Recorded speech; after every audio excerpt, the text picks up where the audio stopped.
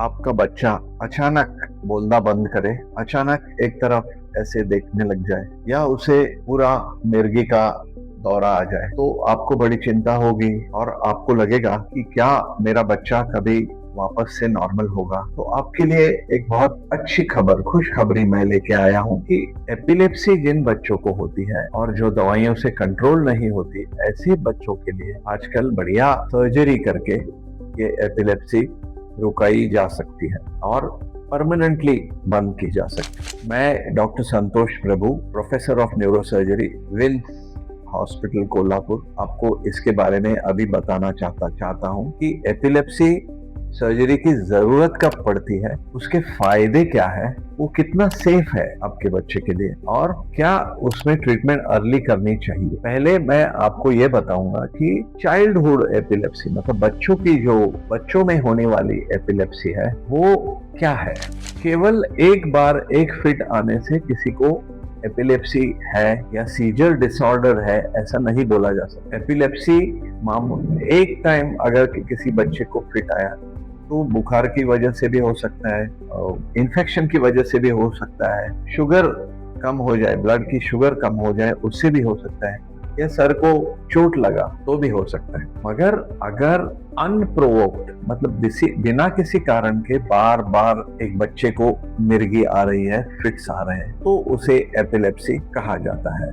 अब फिट आए मतलब ये नहीं है कि आमतौर लोगों को ऐसे लगता है कि ऐसे फिट आया तो उसी को फिट कहा जाता है, मगर अलग अलग किस्म के फिट्स हैं। जैसे कि किसी को अचानक गंदा स्मेल आ सकता है, कान में घंटी बजाने की आवाज सकती है, आंखों के सामने ऐसे लाइट चमकने जैसा हो सकता है, उसको भी फिट कहा जाता है।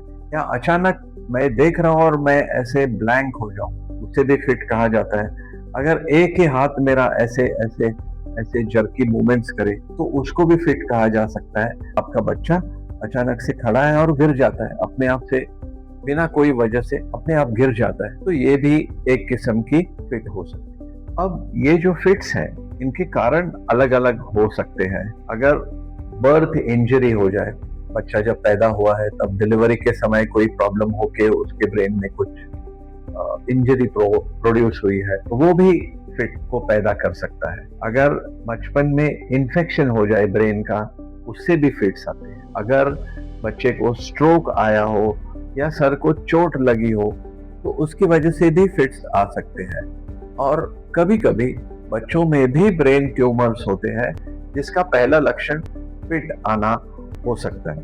एंड फाइनली जेनेटिक डिसऑर्डर्स जो आपके जीन्स की वजह से बच्चों में पैदा होता है, फैमिली के थ्रू आ सकता है, फेमिलियल सीजर्स बोलते हैं उसको, उसकी वजह से भी पेशेंट को, बच्चे को फिट्स आ सकते हैं। तो एपिलेप्सी एक सिर्फ डिजीज नहीं है, उसके अलग अलग कारण है और हर कारण की ट्रीटमेंट अलग अलग तरीके से करनी चाहिए। अब जब अराउंड 70% बच्चों को उनकी फिट्स मेडिसिन के ऊपर ही कंट्रोल होती है, हार्डली 20% लोगों को सर्जरी की जरूरत पड़ती है, तो मेडिसिन कब काफी नहीं है, when are medicine not enough, तो एक किसी पेशेंट को 2 फिट्स की दवाइयाँ फुल डोज में देने के बावजूद उसके फिट्स कंट्रोल में नहीं आ रहे हैं, उसे हमारे साइंस में ड्रग रेजिस्टेंट एपिलेप्सी कहा जाता है। आपको अपने बच्चे की तब चिंता होनी चाहिए जब दवा लेने के बावजूद पेशेंट्स को बार बार फिट्स आ रहे हैं,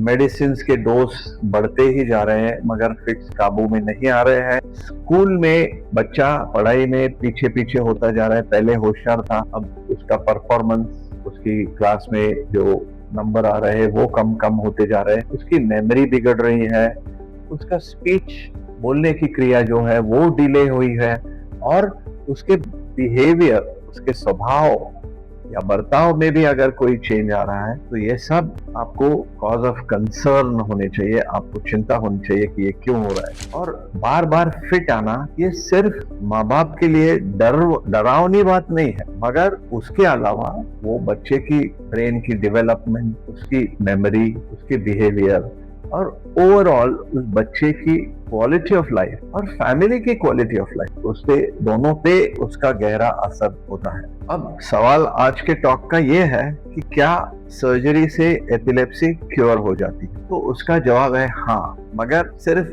प्रॉपरली सिलेक्टेड बच्चों में ही ये सर्जरी ऑफर की जाती है, हर एक बच्चे को नहीं करी जाती। मैंने आपको बोला कि hardly 20 to 30% people may require surgery, मगर अगर फिट्स ब्रेन के एक किसी हिस्से से पैदा हो रहे हैं, जिसे हमारे लैंग्वेज में फोकस ऑफ एपिलेप्सी कहा जाता है, तो उस फोकस से अगर फिट्स आ रहे हैं बार बार, तो उसको फोकस को हटाने से ये फिट्स रुकाई जा सकती है एक छोटी सी सर्जरी करके। मगर कोई भी सर्जरी के पहले बच्चे की डिटेल्ड इवैल्यूएशन करनी बहुत जरूरी है। ये इवैल्यूएशन के लिए उसका EEG, video EEG, MRI scan, PET scan, ऐसे बहुत सारे टेस्ट करने पड़ सकते हैं। साथ ही में न्यूरोसाइकोलॉजिकल असेसमेंट भी करनी पड़ सकती है।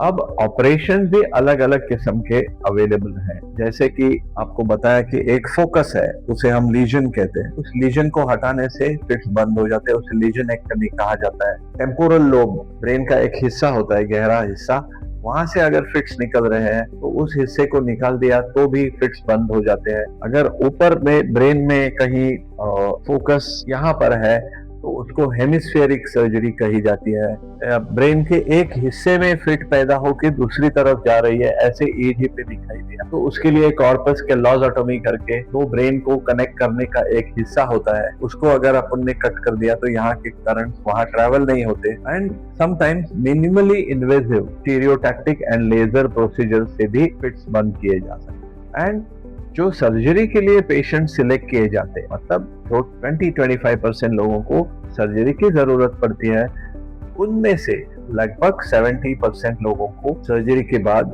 फिट फ्री लाइफ मिलता है। एंड सर्टेनली उनकी दवाइयों की डोजेज जो है वो बहुत ही कम हो जाती है। अब नेचुरल सवाल ये आता है कि क्या ये सर्जरी बच्चे के लिए सेफ है? तो yes, The surgery has become very safe today. इसका कारण ये है कि आज की जो मॉडर्न न्यूरो सर्जरी है वो एडवांस टेक्नोलॉजी का इस्तेमाल करती है इस सर्जरी के लिए, जैसे कि MRI scans, pet scans, neuro navigation, intra operative neuro monitoring, microscopic surgery, advanced anaesthesia and dedicated paediatric intensive care units. ये सब को इस्तेमाल करने से सर्जरी की सेफ्टी बहुत ही ज्यादा आजकल हो गई है। साथ ही में एक मल्टीडिसिप्लिनरी एपिलेप्सी टीम बच्चे को पहले असेस करती है, ऑपरेशन के पहले, ऑपरेशन के दौरान और ऑपरेशन के बाद में भी।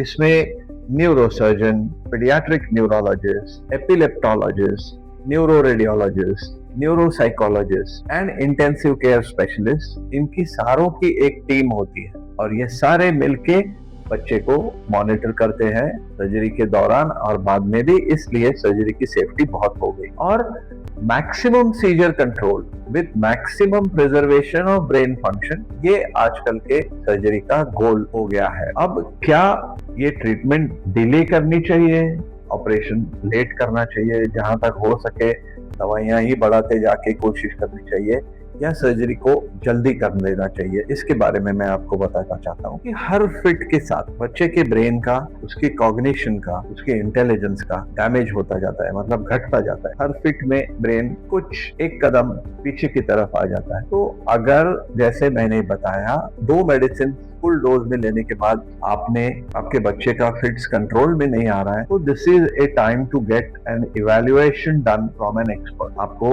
एक एक्सपर्ट के पास जाके इसके बारे में चर्चा करनी चाहिए। सिर्फ इवैल्यूएशन करना मतलब सर्जरी करना ऐसा नहीं है, मगर एक्सपर्ट आपको बता सकेंगे कि क्या आपका बच्चा सर्जरी के लिए सूटेबल है या मेडिसिन चेंज करके ही आगे की ट्रीटमेंट करनी चाहिए। जैसे मैंने बोला, आप जितना जल्दी अपने बच्चे के फिट्स को कंट्रोल करेंगे, उतना ही उसके ब्रेन की डेवलपमेंट नॉर्मल होने के चांसेस बढ़ेंगे।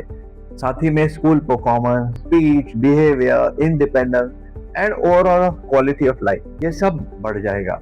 बेनिफिट ऑफ सर्जरी सिर्फ सीजर को बंद करना यही नहीं है, मगर ओवरऑल बच्चे की फुल पोटेंशियल को अटेन करने में फिट्स बंद होने से वो बच्चा कर सकता है। तो मेरी आपको फाइनल सलाह ये है कि आपके बच्चे की फिट दवाइयों से कंट्रोल में नहीं आ रही है तो दिल छोटा करने की जरूरत नहीं है।